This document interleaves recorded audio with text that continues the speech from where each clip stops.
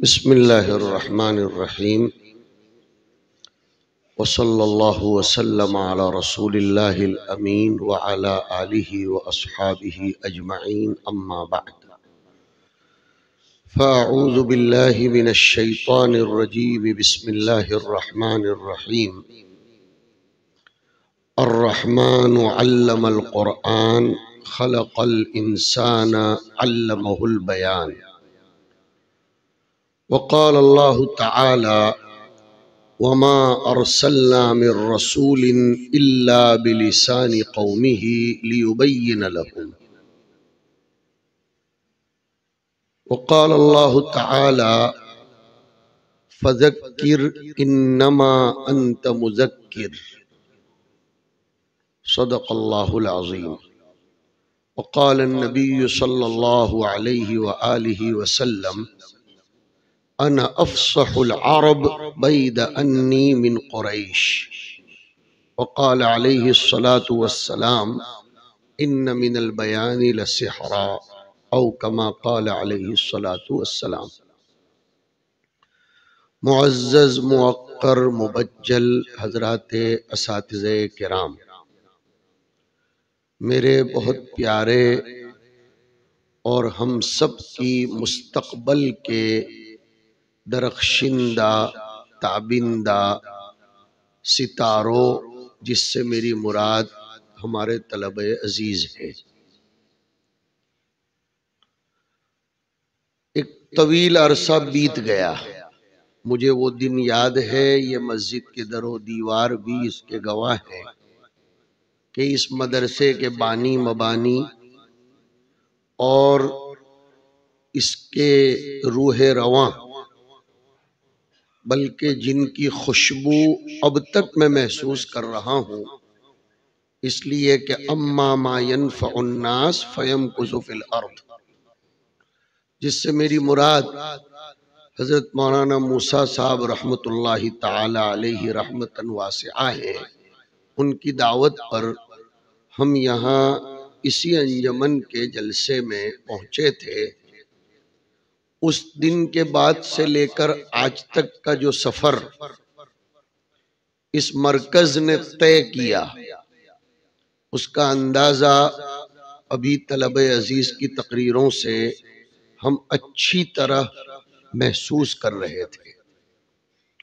واقعتاً لئن شکرتم لازیدنکم کے تحت یہاں کی انتظامیہ اور اساتذہ سے برادرانہ یہ التماس ہے کہ طلبہ عزیز کی ان صلاحیتوں کو تاڑ کر ان کے پیچھے مزید محنت کر کے انہیں مستقبل کا شاندار معمار بنانے کی کامیاب کوشش کریں۔ ایک اردو کا شاعر سیدھا سادہ کلام کرتے ہوئے کہتا ہے کہ چمن کی ہر کلی کی حفاظت کریں گے ہم، نہ جانے کس کلی سے چمن مہک اٹھے۔ آپ سب کو بہت مبارکباد۔ ہم جب سے آئے کمرے میں بیٹھ کر اور پھر یہاں پہنچ کر طلباء کو سن رہے تھے، تلفظ، بیان کرنے کا معیار، اسلوب، یہ سب بتا رہا تھا کہ شیخ عبد الفتاح ابو غدہ رحمت اللہ علیہ نے ایک جگہ لکھا ہے کہ انما اللغت بالسماع، کسی بھی زبان پر قابو سننے سے آتا ہے۔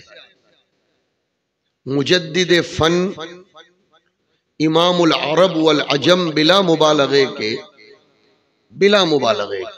حضرت الاستاذ قاری صدیق صاحب دامت برکاتہم نے جس انداز سے طلباء کو فن تجوید و قراءت میں صوتی وسائل کے ذریعے موڑا اور ان کے لہجوں کو بنایا، میں نے ابھی یہاں اس مدرسے کے طلباء کو سن کر محسوس کیا کہ وہ بھی اس انجمن کے پلیٹ فارم سے مختلف خطباء کو سنتے ہیں، یہ محسوس ہوا الحمدللہ، اور اچھے خطباء کو سنتے ہیں، اس کا بھی احساس ہوا۔ میرے پیارے بچوں، یہ خطابت کوئی وقت گزاری کا ذریعہ نہیں ہوتی، یہ سنت نبویہ ہے، یہ خلافت رسول ہے۔ جیسے امامت اور اذان کے باب میں فقہا کے یہاں ایک مستقل بحث ہے کہ مؤذن ہونا افضل ہے یا امام ہونا، اسی طرح خطابت اور کتابت کے باب میں مستقل بحث ہے۔ ہم اس کی تفصیل کے چکر میں نہ جاتے ہوئے اتنا ضرور کہیں گے تحقیق کی بنیاد پر کہ خطابت خلافت رسول ہے، جیسے امامت خلافت رسول ہے۔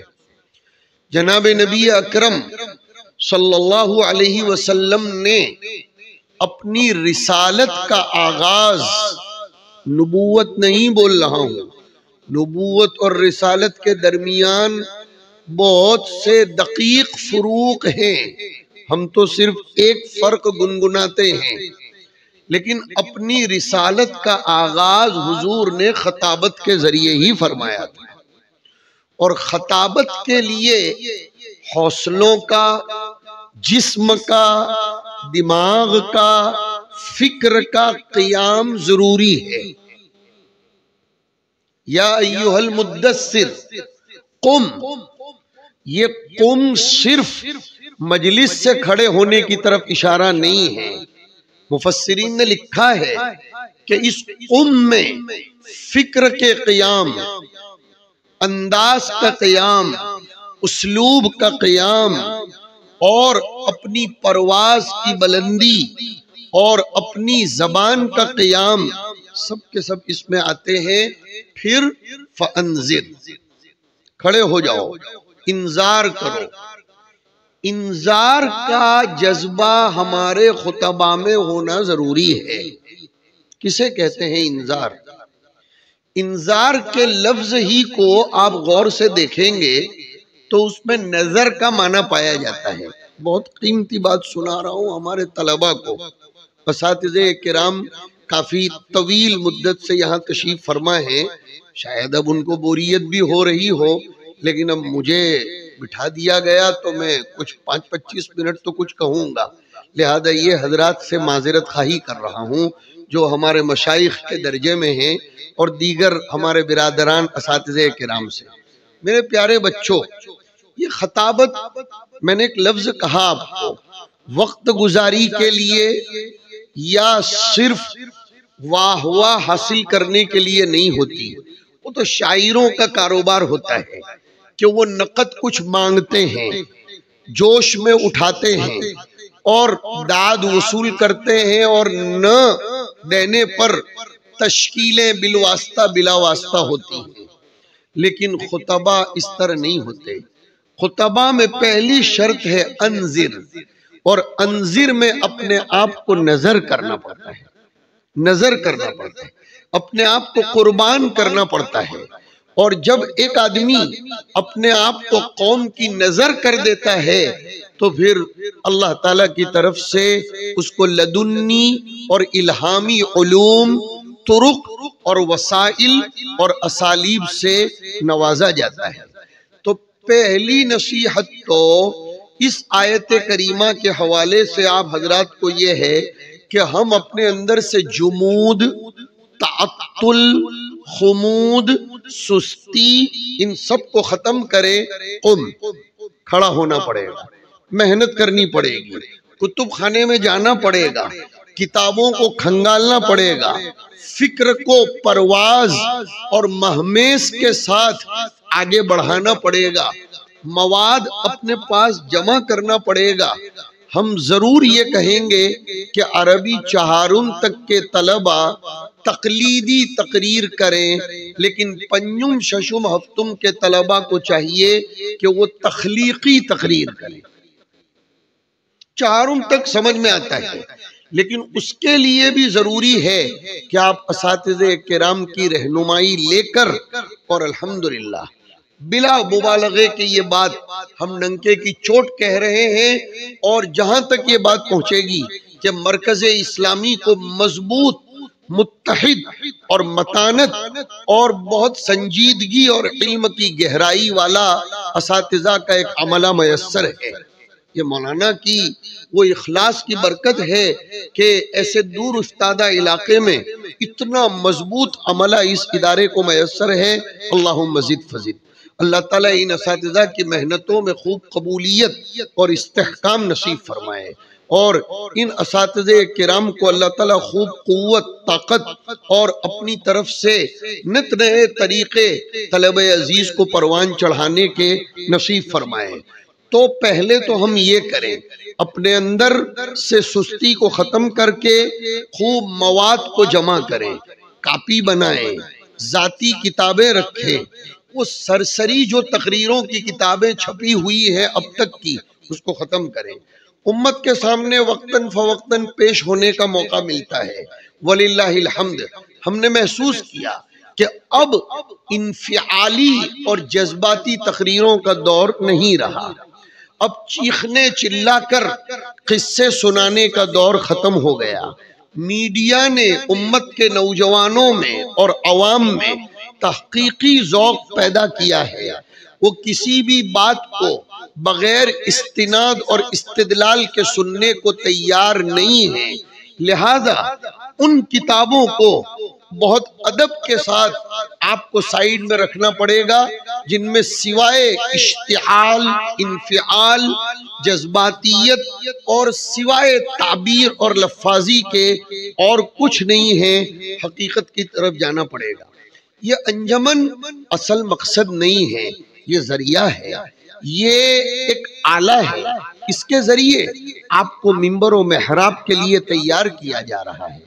اور میرے سامنے اس وقت نسائی شریف کی ایک روایت آ گئی، حضور نبی اکرم صلی اللہ علیہ وسلم فرماتے ہیں کہ ایک آدمی تیر بناتا ہو، اس تیر کے بنانے کے پیچھے اگر وہ نیت کرتا ہو کہ اس تیر کے ذریعے میں اعدائے اسلام کا مقابلہ کروں گا اور مکافحت اور دفاع کروں گا، بھلے وہ تجارت کر رہا ہے لیکن اس کا یہ تیر بنانا عبادت ہوگا۔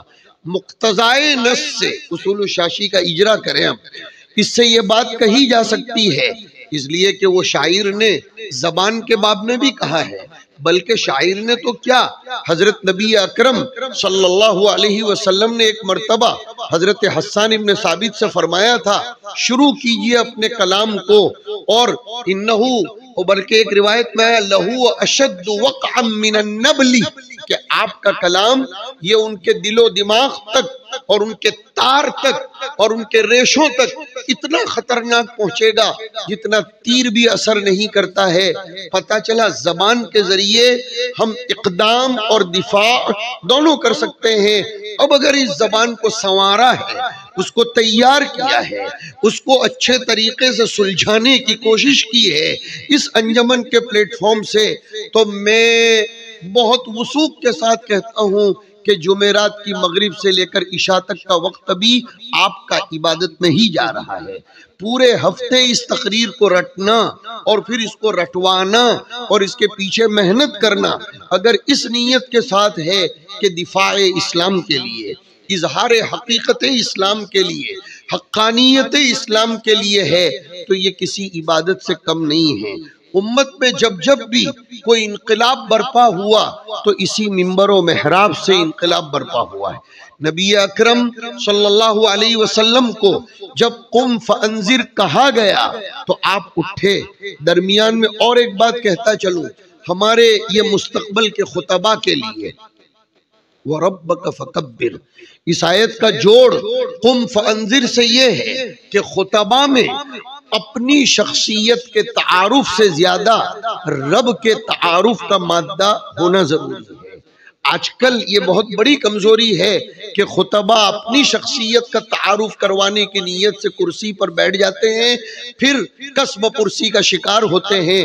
ہم اللہ کا تعارف کروانے کی نیت رکھیں، یہ جو تقریریں یاد کریں، مشق کریں، اس میں کبریاء رب کی نیت کریں کہ میں دنیا میں رب کی بلندی، اور جب رب کی بلندی ثابت ہو جاتی ہے آٹومیٹیکلی ساری چیزیں ہیچ ہو جاتی ہیں۔ وَثِيَابَكَ فَطَهِّرْ، خطیب کے لیے ضروری ہے یہاں سیاب بول کر ملابست کا رشتہ مراد ہے، سیاب مراد نہیں ہے یہاں، اس لیے کہ حضور کے کپڑے کوئی میلے نہیں رہتے تھے، حضور کے کپڑے کوئی گندے نہیں رہتے تھے۔ نبیوں کی عصمت ایک مستقل مضمون ہے، اس پر طلبہ کے پاس تیاری ہونی اور کروانی چاہیے، اس لیے کہ اس وقت جو فکری الغار امت مسلمہ اور خاص طور پر پڑھے لکھے طبقے کے اوپر تھوپی جا رہی ہے، اس فکری الغار کا ایک بنیادی مقصد یہ ہے کہ نبیوں کے تقدس کو، ان کی عصمت کو پامال کیا جائے، اور نبی کے واسطے سے پھر صحابہ سے تعلق توڑا جائے، اور پھر اس کے بعد شخصیات اسلامیہ پر حملہ کیا جائے، اور کچھ لوگ ترقی من الادنا الی الاعلی کرتے ہیں، کچھ من الاعلی الی الادنا کرتے ہیں۔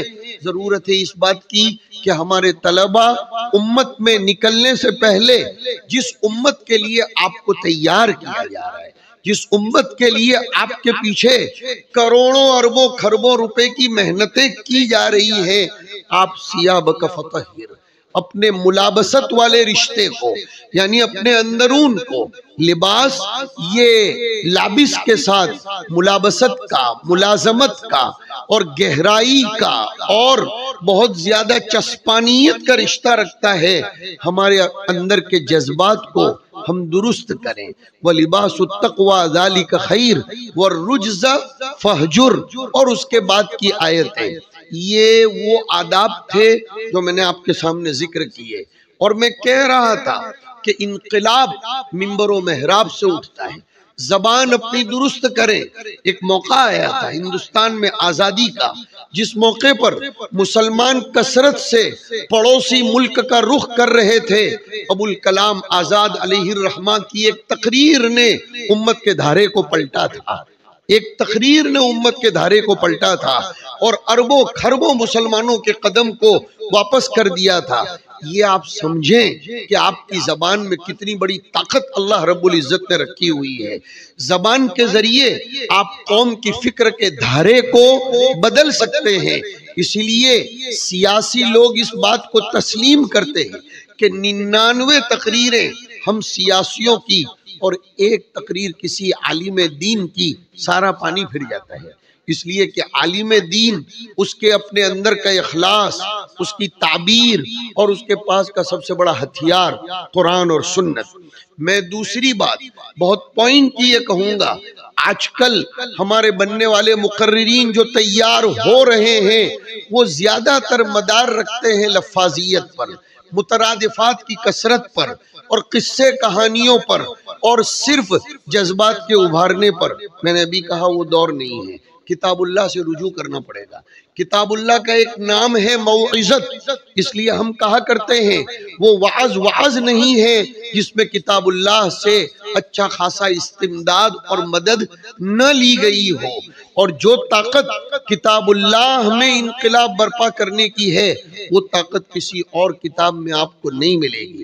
لہذا تفسیر کو گہرائی، گیرائی، تدبر اور تفکر سے پڑھیے اور قرآن کریم کی آیات سے نکالنے کی اپنے اندر بہت اچھی مہارت، براعت پیدا کیجیے۔ یہ متفق علیہ کتاب ہے، آپ اس کا سہارا لے کر امت کے سامنے جب کھڑے ہوں گے تو نہ آپ پر اعتراض ہوگا، نہ کوئی اشکال ہوگا، بلکہ آپ کی بات میں وزن پیدا ہوگا، استدلال میں طاقت پیدا ہوگی، اور خطیب کے لیے اور جو چیزیں ضروری ہیں، میرے سامنے اس وقت حل اتاک حدیث الغاشیہ کی آخری آیتیں ہیں، بہت قیمتی بات امام راضی علیہ الرحمہ نے فذکر انما انت مذکر کی فا، جس کے اوپر سے ترتب کیا گیا ہے اور اس کا مرتب علیہ جو پہلے ہے، اس میں جوڑ پیدا کرو تو خطیب کو اپنے اندر کیا صلاحیتیں ہونا چاہیے وہ بتلائی۔ افلا ينظرون الى الابل كيف خلقت والى السماء كيف رفعت والى الجبال كيف نصبت والى الارض كيف سطحت، پھر فا آیا۔ ویسے بھی فا نہ آتی تب بھی قرآن کریم کی تو ایک ایک آیت میں ربط ہے، سورتوں کے درمیان ربط مستقلاً، ایک ایک آیت، بلکہ ہمیں ربع صدی کا ایک تجربہ ہے۔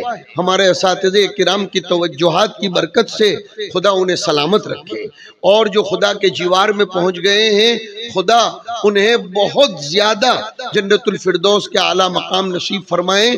کہ قرآن کریم کی آیات کے درمیان تو ربط ہے، لیکن میں عرض کر رہا ہوں کہ جلالین پڑھانے کے برکت سے یہ نظر آ رہا ہے کہ ایک ایک ٹکڑے میں بھی ربط ہے۔ مبتدا خبر میں ربط، پھر مبتدا خبر کا ایک جملہ ختم ہونے کے بعد اگر اسی آیت میں کوئی دوسرا جملہ ہے اس میں بھی عجیب عجیب ربط ہے قرآن کریم میں۔ تو اب یہ ربط سمجھیے آپ کے کام کا ہے جو خطبہ بننے جا رہے ہیں۔ سب سے پہلے فذکر کرنے والے کو یعنی مذکر کو، خطیب کو یہ کہا گیا کہ غور کرو، ذرا اونٹوں کی طرف دیکھو۔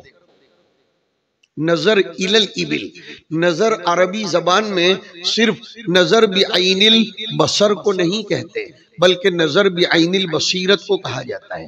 اگر صرف نظر اس کو کہا جاتا تو نظر تحاوی کا پھر مطلب کیا رہتا ہے؟ وہ نظر تحاوی دیکھنے کے لیے تو نہیں ہے، بہت سے لوگ دیکھ لیتے ہیں، لیکن امام طحاوی رحمت اللہ علیہ نے اس میں جو نظر قائم فرمائی اس کے لیے دیکھنا پڑتا ہے۔ یہی ترجمہ سید الطائفہ سید الابرار والمقربین حضرت الاستاذ مولانا ابرار احمد صاحب نور اللہ مرقدہ نے ایک مرتبہ بخاری کے درس میں فرمایا تھا، یہ کہتے ہوئے نقل کرتے ہوئے بھی عشق محسوس ہو رہا ہے کہ اتقوا فراست المؤمن فإنہ ینظر بنور اللہ۔ فرمایا ظالموں، حضرت فرماتے تھے ظالموں، یہاں فَإِنَّهُ يَنظُرُ کا ترجمہ دیکھنے سے مت کرو بلکہ یہ ترجمہ کرو کہ ایمان والے کی فراست جو ہوتی ہے اس کی نظر میں یعنی اس کی فکر میں نور خدا شامل حال ہوتا ہے، اور جب وہ نور خدا آ جاتا ہے تو پھر وہ شاعر کا شعر پشت پناہی کرتا ہے۔ نور خدا ہے کفر کی حرکت پہ خندہ زن، پھونکوں سے یہ چراغ بجھایا نہ جائے گا۔ اس شعر پر بھی غور کرو، آپ کی اس انجمن کے پلیٹ فارم سے شعر کی نزاکت سمجھا رہا ہوں کہ نور خدا ہے کفر کی حرکت پہ، استقامت پر نہیں، حرکت، وہ حرکت کر رہا ہے۔ اب یہ حرکت زوال پذیر ہوگی یا قرار پذیر ہوگی یہ نہیں کہا جا سکتا، اور نور خدا اس پر خندہ زنی کر رہا ہے۔ دوسرے مصرے پر تو واقعتاً مر مٹنے کو جی چاہتا ہے، کیا استعارہ کیا ہے شاعر نے، زبان کی نزاکت سمجھا رہا ہوں، جو اس انجمن کا مقصد بھی ہے زبان کو سنوارنا۔ پھونکوں سے یہ چراغ بجھایا نہ جائے گا، بتلایا کہ کفر کی حرکت پھونک کے معنی ہے، اور پھونک مارنے والے کو خود کو نقصان ہوتا ہے، اور پھونک مارنے والے کو کبھی تو اپنے ہی لعاب سے نقصان ہوتا ہے، کبھی کاربن ڈائی آکسائیڈ گیس اس کے ہی طرف واپس لوٹتا ہے۔ مجھے تو ایسا لگتا ہے کہ شاعر نے اس آیت کا ترجمہ کیا ہے، واقعتاً ایسا لگتا ہے۔ علماء کرام ضرور اس پر غور کریں گے۔ یریدون ان یطفئوا نور اللہ، بجھانا، بافواہہم، پھونکوں، یا ان یطفئوا نور اللہ وہی نور خدا، اور بجھانا، اور بافواہہم، افواہ وہی پھونکوں کو، وَيَأْبَى اللَّهُ إِلَّا أَن يُتِمَّ نُورَهُ، وہی ہے کہ پھونکوں سے یہ چراغ بجھایا نہیں جائے گا۔ نور خدا کفر کی حرکت پہ خندہ زن ہے۔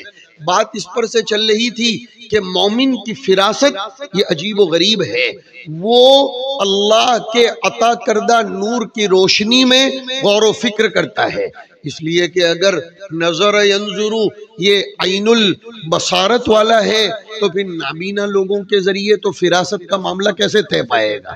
نابینا لوگوں کو فراست حاصل نہیں ہوگی۔ سمجھ میں آیا کہ حضرت الاستاذ کی بات یہ بالکل سونے کی لکیر ہے، لوہے کی نہیں، سونے کی لکیر، اس لیے کہ سونا ایک معدن ہے جس کو جلایا نہیں جا سکتا اور اس کو ختم نہیں کیا جا سکتا۔ الناس معادن کا معادن الذہب، مسلم شریف کی روایت میں آیا۔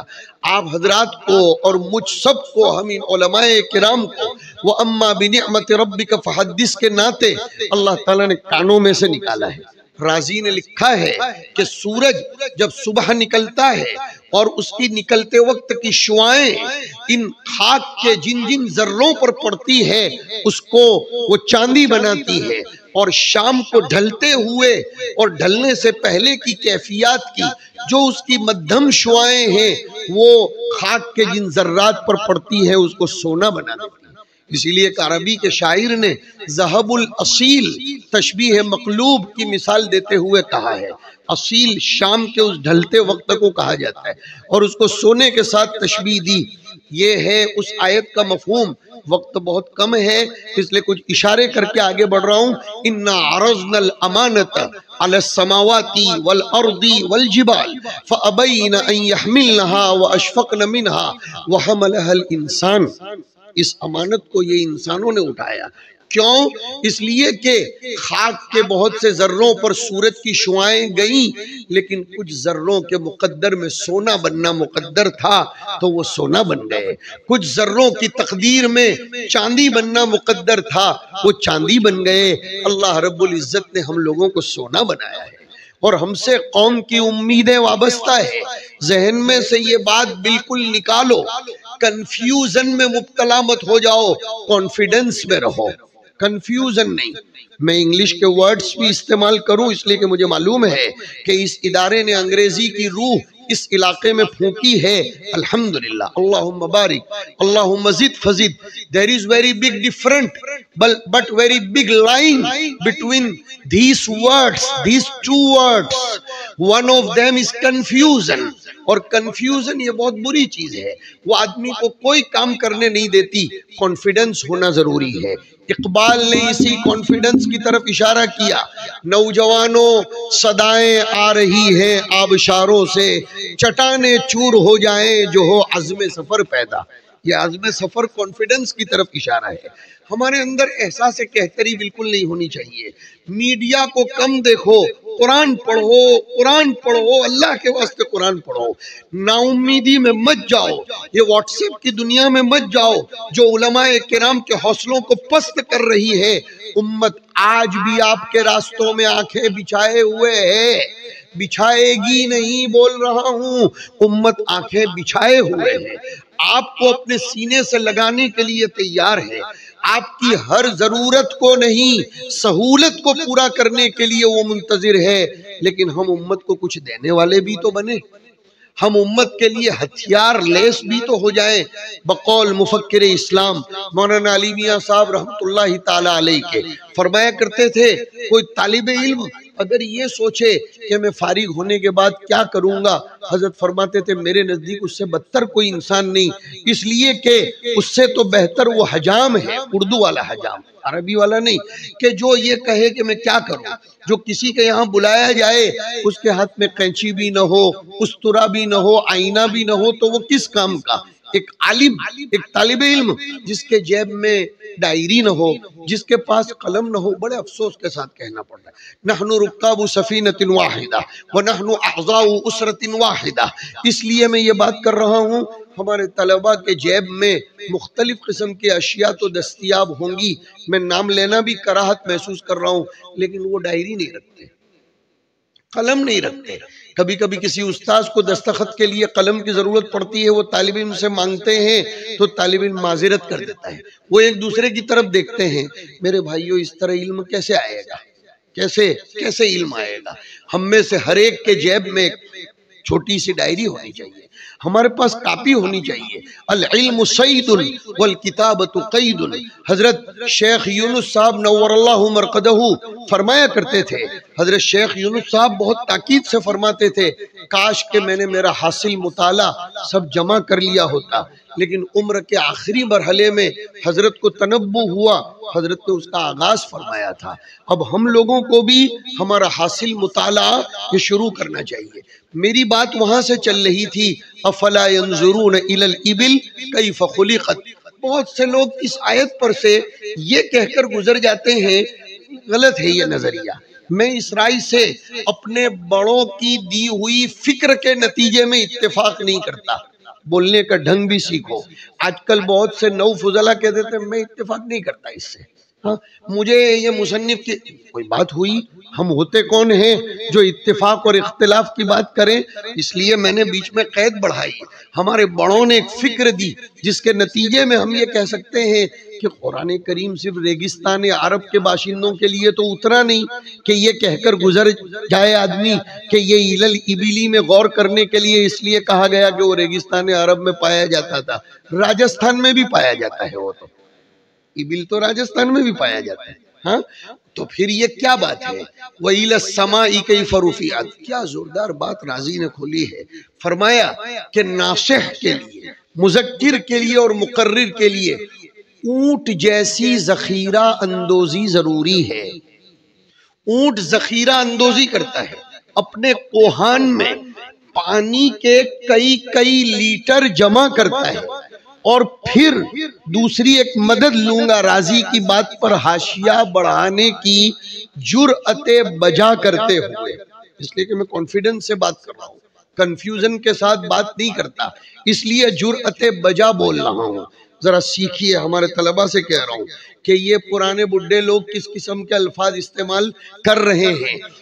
یہ کہ ابن ماجہ کے پہلے صفحے پر مقدمے میں ایک روایت آئی، انما المؤمن کالجمل الانف حیثما قید انقاد، وہاں شراح نے مومن کی تشبیہ الجمل الانف سے دینے کی عجیب عجیب وجوہات لکھی ہیں، عجیب عجیب۔ ویسے ابن ماجہ کی اردو میں جلدی شرح ملتی نہیں، تو آپ حضرات اردو میں تلاش نہ کریں، عربی شروحات میں آپ کو یہ حقائق ملیں گے۔ فرمایا کہ ریگستان میں جب یہ اونٹ چلتا ہے تو پہلے تو بہت سا پانی کا ذخیرہ لے لیتا ہے۔ آپ کو ریگستان میں چلنا ہے، لہذا علم کا ذخیرہ اپنے پاس جمع کرو، اپنے سینے میں جمع کرو، نسبتوں کو جمع کرو، ذہن کے اندر اچھی فکروں کے ذخیرے کو جمع کرو، اپنی کاپیوں میں جمع کرو۔ دوسری بات، اونٹ جو ہے نا وہ سنگلاخ وادی میں بھی اسی اسپیڈ سے چلتا ہے جس اسپیڈ سے وہ نیشنل ہائی وے نمبر 8 پر اور اب نئے بننے والے سمودی روڈ پر چلتا ہے، اسمردی روڈ پر چلتا ہے۔ ایس کو سائلنٹ کرو یا اس کا پروناؤنس کرو، جو قرات کرنی ہو کرو، لیکن جو نیا روڈ بن رہا ہے اس پر بھی وہ اسی رفتار سے چلتا ہے جیسے سنگلاخ وادیوں میں چلتا ہے۔ اس کے اندر انقیاد کی صفت ہوتی ہے، اس لیے اللہ رب العزت نے مقررین کو اونٹ کے بارے میں غور کرنے کے لیے کہا۔ وجوہ تشبیہ اپنے اندر جمع کرو، ذخیرہ اندوزی بھی کرو، انقیاد کی صفت پیدا کرو، استکبار نہیں۔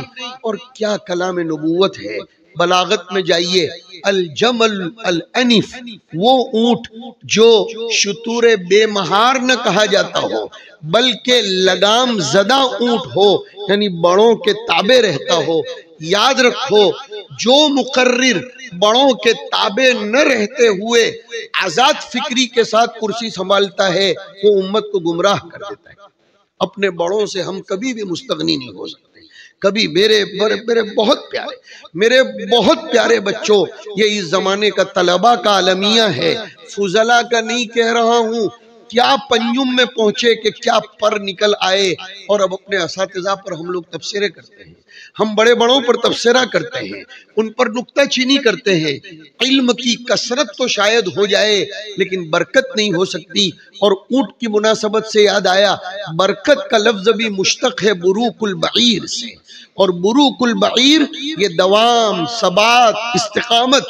اور اردو والوں نے بھی اس حقیقت کو سمجھا اور کہا کہ نہ جانے اونٹ کس کروٹ بیٹھے گا، اس لیے کہ وہ جہاں بیٹھ جاتا ہے پھر اٹھتا ہی نہیں۔ داغ نے بھی اس حقیقت کو سمجھا تھا، مجھے برابر استحضار ہے کہ میں اردو انجمن کے پلیٹ فارم سے بول رہا ہوں۔ داغ یہ کہتے تھے، ارے داغ تو جانتے ہو نا، کہیں کوئی داغ تلاش مت کرنا۔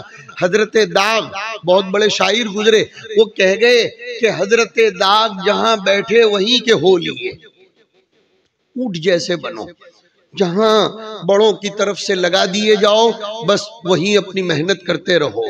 اور آگے کیا فرمایا، میں اس بات کو سمیٹنے کی کوشش کر رہا ہوں۔ مقرر کے اندر دوسری صفت اگر وہ پیدا کرنا چاہتا ہے، وَإِلَى السَّمَاءِ كَيْفَ رُفِعَتْ، حوصلے بلند ہونے چاہیے۔ ہماری تقریر میں کبھی 2-4 لوگ بیٹھے، حوصلہ پست نہیں کرنا چاہیے. میں اکیلا ہی چلا تھا جانب منزل مگر، دوسرا مصرع آپ اچھی طرح سمجھتے ہو. یہ ادارہ بھی اکیلا ہی چلا تھا، لیکن اس موسیٰ کے عزم نے جو کبھی فرعون وقت سے بھی گھبرایا نہیں. اللہ اس کی قبر پر کروڑ رحمت نازل فرمائے، خدا اس کو کروٹ کروٹ سکون نصیب فرمائے. وہ اکیلے چلے، کئی مہینوں تک بیرون ملک پڑے رہتے تھے، اور کئی مہینوں تک اپنے طلبہ کو دیوبند لے جاتے تھے. میرے ساتھ مولانا کے بہت گہرے تعلقات تھے. تعلقات دکھنے ضروری نہیں ہیں، وہ تو متعلق اور متعلق دونوں کے درمیان کا میان عاشق و معشوق رمزیست کے کسیرا خبر نشود. مولانا تعلقات کو نبھاتے تھے، وہ چھوٹے بڑوں کو آگے کرتے تھے، ان میں وہ صفتیں تھی. آج نہ بڑوں میں وہ چیز ہے الا ماشاء اللہ، اور نہ چھوٹوں میں وہ چیز ہے. میرے بھائیوں، یہ علم کا قافلہ تو آپس کے اتحاد کے ساتھ چلتا ہے. اور مولانا کی وہ نسبتیں میں دیکھ رہا ہوں یہاں کے اساتذہ کو میسر ہے، خدا اس کو زندہ اور سلامت رکھے. تو آسمان کی طرف دیکھ کر ہمیں غور کرنا چاہیے. 2 چیزیں خاص بہت قیمتی سنا رہا ہوں. آسمان بغیر کسی ستون کے قائم ہے. مقرر کسی پر اعتماد کر کے اپنی زندگی نہ گزارے، کسی پر اعتماد نہ کرے. فلاں حاجی صاحب اتنا ہدیہ دیں گے اور فلاں کیا دیں گے یار، وہ 500 روپیہ اور 5000 روپیہ، ان کے 500-5000 کو ہم سائٹ پر رکھتے ہیں. ہمارا اعتماد اللہ کی ذات پر ہونا چاہیے. افلم ينظروا الى السماء والى السماء كيف رفعت. افلم ينظروا، وہاں بھی ينظروا آیا، الى السماء فوقهم كيف بنيناها وزيناها وما لها من فروج. الآیت تفسر بعضها بعضا یا یفسر بعضه بعضا. جو بھی پڑھ لو، مذکر مؤنث کی تقریر نحو میں کرتے رہنا. ہمارے بھائی اسد صاحب یہاں تشریف فرما ہے، خدا اسے خوب برکت نصیب فرمائے. بڑی خوشی ہوتی ہے ماشاءاللہ ان سب کے کارناموں کو دیکھ کر. کسر اللہ امثالہم. اور قرات کی بحثیں آئیں تو یہ بھائی زبیر کو جو نمٹنا ہو اپنی درسگاہ میں نمٹتے رہے. لیکن آپ دیکھیے وَإِلَى السَّمَاءِ كَيْفَ رُفِعَتْ میں کیا غور کرنا ہے. ارے غور کرو، کیا اللہ کا کلام ہے. مَا لَهَا مِن فُرُوج. پتہ چلا کہ مقرر اور مذکر کی زندگی کے اندر کوئی رخنہ نہیں ہونا چاہیے، کوئی سوراخ نہیں ہونا چاہیے، کوئی داغ نہیں ہونا چاہیے. اگر اس کی زندگی میں کوئی دھبا ہے اور کوئی رخنہ ہے تو پھر اس کی 2 گھنٹے کی تقریر پر گجراتی میں بولتے پتھاری بھری ہے، وہ لا حاصل نکلے، اس کا کوئی فائدہ نہیں ہوگا. ما لها من فروج. تو عزم کے اندر بلندی پیدا کرو اور کسی کے اوپر اعتماد مت کرو، حوصلوں کو پست بالکل مت ہونے دو اور خوبصورت بن کے رہو. الى السماء، وہ آسمان ہے اوپر کا، تو آپ آسمان ہے ہدایت کے. ماشاءاللہ آپ کی طرف قوم دیکھ کر اپنے جذبات کو تسلی دے گی. اور آگے کیا فرمایا؟ وَإِلَى الْجِبَالِ كَيْفَ نُصِبَتْ. مقرر کے اندر پہاڑوں جیسی استقامت ہونی چاہیے. اب پہاڑ کبھی اپنی جگہ سے ہلتا نہیں ہے، بلکہ اس کے اندر. اور بلکہ عجیب بات آپ لوگوں کی برکت سے یاد آئی، اس آیت کی طرف میرا ذہن گیا، اس لیے کہ 50 کلومیٹر بھی نہیں ہے جہاں سے توجہات میری طرف ہیں. خدا مجھے ان توجہات کی قدر کرنے کی توفیق نصیب فرمائے. خدا ان نسبتوں کی لاج رکھنے والا مجھے بنائے. فرماتے ہیں اللہ رب العزت ان پہاڑوں کے پیدا کرنے کا مقصد وَجَعَلْنَا فِي الْأَرْضِ رَوَاسِيَ أَن تَمِيدَ بِهِمْ. آپ کو پہاڑوں میں غور کر کے خود کو پہاڑ بنانا پڑے گا کہ متزلزل امت آپ کے ذریعے ثبات پا جائے، آپ کے ذریعے قرار پا جائے. یہ بیچاری امت فکری فوضویت میں، فکری انتشار میں، ذہنی تزلزل میں مبتلا ہے. آپ کے ذریعے ہی تو اس کو ڈھارس بنے گی، آپ کے ذریعے اس کو حوصلہ ملے گا. یہ ہے وَإِلَى الْجِبَالِ كَيْفَ نُصِبَتْ. اور یہ سب باتیں آنے کے بعد مقرر کے اندر نفسیاتی طور پر، بشری طور پر کبھی کبھی کچھ عجب آ جاتا ہے. اس لیے اخیر میں اللہ نے اصلاح فرمائی وَإِلَى الْأَرْضِ كَيْفَ سُطِحَتْ. زمین کی طرح اپنے اندر تواضع پیدا کرو. مٹی جتنی اٹھتی ہے فساد مچاتی ہے، لیکن اگر اس کو بٹھانا پڑتا ہے تو پانی چھڑک کر اس کو بٹھایا جاتا ہے اور پانی چھڑکو تو اس میں خوشبو آ جاتی ہے. اور پانی اور علم دونوں مشبہ بھی بکثرت ہے بدلیل قولہ صلی اللہ علیہ وسلم فیما اخرجہ الامام مسلم عن سیدنا ابی موسیٰ الاشعری رضی اللہ عنہ مثل ما بعثنی اللہ به من العلم والہدى کمثل غیث. علم کو تشبیہ دی گئی پانی کے ساتھ. وبدلیل قول اللہ تعالی فی سورة الرعد انزل من السماء ماء فسالت اودیۃ بقدرها. اس تشبیہ کا خلاصہ بھی علم ہی سے دیا گیا ہے. اب اس علم کے پانی کو جب اٹھتی ہوئی مٹی کے اوپر چھڑکا جاتا ہے تو یہ علم خوشبودار بن جاتا ہے. اپنے اندر تواضع پیدا کرو اور نہ اتنے نرم بنو. وہ ایک عربی کا شاعر کہتا ہے لا تکن سکرن فتأکلک الناس لا تکن سکرن فتأکلک الناس ولا حنظلا فتذاق وترق. نہ اتنے میٹھے بنو کہ لوگ تم کو پورے کے پورے اندر اتار لیں اور نہ اتنا ایلوا اور کڑوا پھل بنو کہ چکر لوگ آپ کو پھینک دے. یہ وَإِلَى الْأَرْضِ كَيْفَ سُطِحَتْ.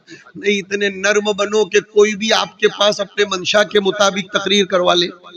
ہمیں بھی بہت سے لوگ کان میں پھونکنے آتے ہیں بول صاحب جرا آج جمعہ آ موضوع پر بیان کر جو کیونکہ انہیں کوئی نہ ہمڑا ہوا نو ہوئی تو آپڑو کاندو استعمال کریں. نہیں ہرگز نہیں. ہم رسول اللہ کی سیرت کو سامنے رکھیں گے اور نہ اتنے سخت بنو کہ پھر کوئی آئے کوئی آپ کی منت سماجت کرے اور پھر آپ کو آمادہ کرے پھر آپ تقریر کے لیے. میرے بھائیوں بہت پیاری ہمدردانہ نصیحت. ایک چہارم میں پہنچنے کے بعد کا کوئی طالب علم اگر یہ معذرت کرے کہ میں جمعہ کا بیان نہیں کر سکتا اس لیے کہ میرے پاس مواد نہیں ہے، افسوس کی بات ہے. آپ ریاض الصالحین کی ایک روایت اٹھائیے، قرآن کریم کی 2-4 آیتیں لیجئے، اس کا ترجمہ کرے، اس کی مراد واضح کر دے، معاملہ ختم ہو جائے گا اور آپ منبر اور محراب کا حق ادا کرنے والے بن جاؤ گے. ہمارے پاس رٹی ہوئی تقریریں ہوں یہ ضروری نہیں ہے. میں نے کہا نا تخلیقی تقریریں جب یہ سب صفات آئیں گی تو پھر کہا جا رہا ہے فذکر انما انت مذکر. حضور نے انقلاب کا آغاز اسی منبر سے کیا تھا. چنانچہ پہاڑ پر حضور تشریف لے گئے. کتنی اچھی بات علماء کرام نے لکھی. حضور کھڑے ہوئے اور کوہ صفا کا انتخاب کیا. وَإِلَى الْجِبَالِ كَيْفَ نُصِبَتْ. پہاڑ کا انتخاب کرنے میں بھی حضور نے مقررین کو اس بات کی دعوت دی کہ مقرر یہ جنگل و بیابان میں بھی اپنی تقریر کو لے کر کھڑا ہو جائے، پہاڑ کی بلندی پر کھڑا ہو جائے. اور علماء نے لکھا صفا کا اور اسلام میں نیک فالی لینے کی تو اجازت ہے. پتہ چلا دل کی صفائی کے ساتھ ہمیں امت کے سامنے پیش ہونا پڑے گا. اور بھی بہت کچھ باتیں ذہن میں آ رہی ہیں لیکن اب نہیں، وقت کافی ہو گیا. میں زیادہ آپ کو صبر کرنے کی زحمت دینا نہیں چاہتا. بہت مبارک ہو. اللہ تعالیٰ آپ حضرات کو خوب مبارک فرمائے. آپ کی زبان کو سن کر، آپ کی اداؤں کو اور جرأت کو دیکھ کر ہمیں خود کو حوصلے ملتے ہیں کہ الحمدللہ مدرسوں میں بہت کام ہو رہا ہے. اللہ تعالیٰ اس ادارے کو پروان چڑھائے. اس ادارے کے جو بنیادی مقاصد روز اول سے چلتے آ رہے ہیں اور اب تک وہ اپنے مقاصد میں باقی ہیں، اللہ تا قیامت اس کو باقی رکھے. اس ادارے کے جتنے بھی محسنین درون ملک بیرون ملک ہیں، اللہ تعالیٰ ان سب کی کمائی میں برکت نصیب فرمائے. حضرات اساتذہ کرام کو رونق درس نصیب فرمائے اور حق تعالیٰ شانہ ہم سب کو اپنے دین متین کی خدمت کے لیے ہر وقت تیار رہنے کی توفیق ارزانی فرمائے. وصلی اللہ وسلم علی نبینا محمد وعلی آلہ واصحابہ اجمعین. اللہم صلی وسلم وبارک علی سیدنا و مولانا محمد وعلی آلہ واصحابہ اجمعین. اللہم اشرح صدورنا للاسلام وزیننا بزینت الایمان. اللہم حبب الینا الایمان. اللہم اجعلنا من الراشدین. اللہم انا نسألک علما نافعا ورزقا واسعا حلالا طیبا وشفاء من کل داء. اللہم اشرحنا اللهم بارك لنا فيما رزقتنا واغفر لنا وارحمنا إنك أنت الغفور الرحيم. وصلى الله تعالى على خير خلقه سيدنا محمد وعلى آله وأصحابه أجمعين برحمتك يا أرحم الراحمين.